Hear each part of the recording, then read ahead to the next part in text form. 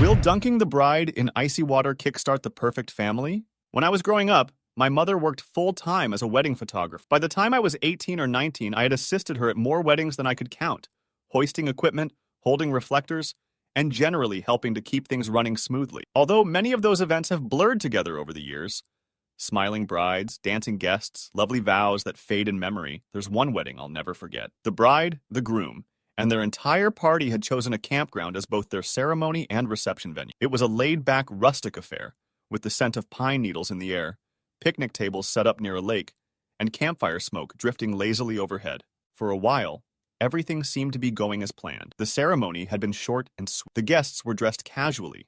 The wedding party wore outfits just a notch above outdoor chic, and everyone appeared to be having a good time. The newlyweds took a handful of traditional photos, her veil fluttering in a gentle breeze, his boutonniere a bright pop of color against a crisp white shirt. They cut the cake beneath a canopy of trees and served lemonade and local beer to a small crowd of friends and family. It was the kind of scene you might see in an indie film about love and nature. Then, about halfway through the reception, as dusk settled and laughter mingled with the crackle of a distant campfire, I heard something that didn't fit the pleasant, easy atmosphere. The groom's voice, cackling with a maniacal edge. It cut through the soft hum of conversation like a saw blade.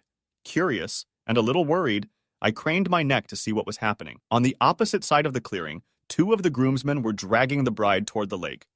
She was screaming and struggling, heels skidding across the patchy grass as she tried to resist. Her wedding dress, once pristine, now gathered twigs and dirt. The veil trailed behind, like a wounded bird's wing.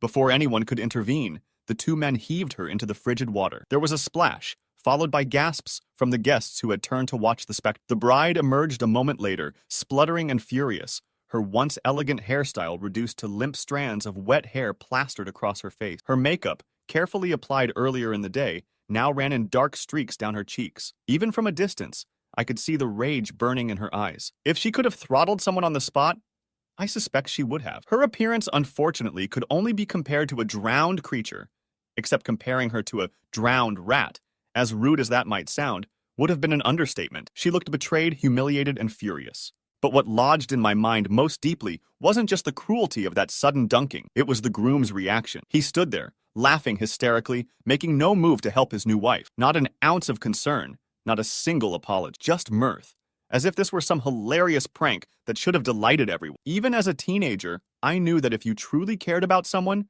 you wouldn't stand by and laugh at their misery. In the aftermath, there was an awkward hush over the reception. People looked away, shifted uncomfortably, or tried to smooth things over with nervous jokes, but the bride's fury was like a living thing. And as we packed up our gear, my mother and I exchanged looks of astonishment. It didn't bode well for the marriage that one partner would so easily humiliate the other on their wedding day.